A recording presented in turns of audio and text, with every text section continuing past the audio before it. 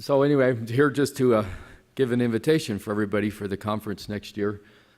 So we're ready to get started on the conference. We already have sort of the organizing committee put together.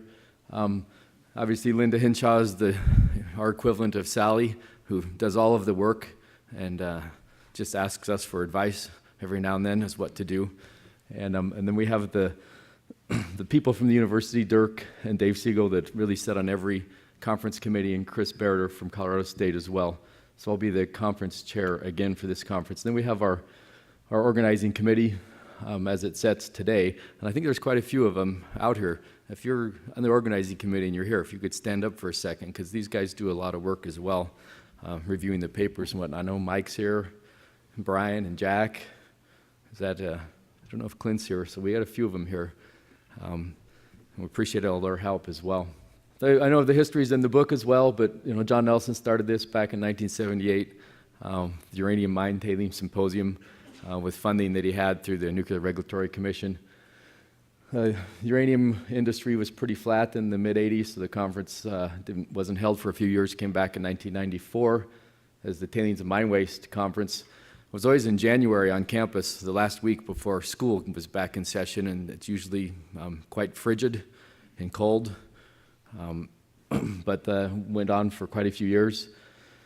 We moved it in 2003 to Vail, and we had a couple of very good conferences up in Vail, but had some financial trouble after the 2004 conference. And so the conference was on held again for a few more years.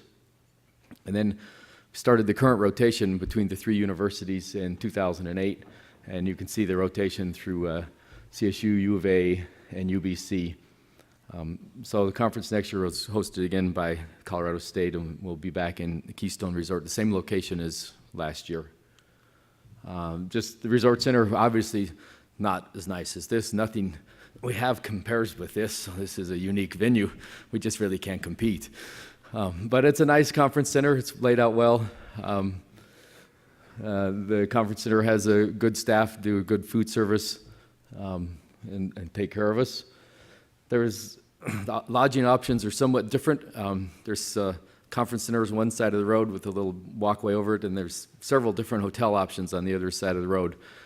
So you can sort of choose as what kind of hotel option you want.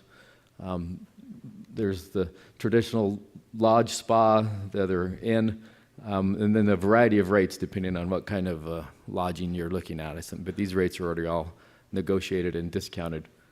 Once again, there's a spa there. They do a nice job of their spa as well, and the exercise. If your spouse wants to come, there's other things to do. It is a month earlier than this conference, so the first week in October, weather typically should still be pretty good. Hopefully there's still fall colors, and you can come up. There's a lot of outdoor activities. There's also the chance it might be snowing. It's that time of the year that the leaves are hanging on for their last attempt. So that's sort of it. I hope all of you will consider coming to the conference next year. It's a month earlier than this conference, October 4th through 8th back at Keystone. And appreciate the opportunity to be here, and hope you guys can get this on your calendar, and we look forward to getting some good papers. Thank you.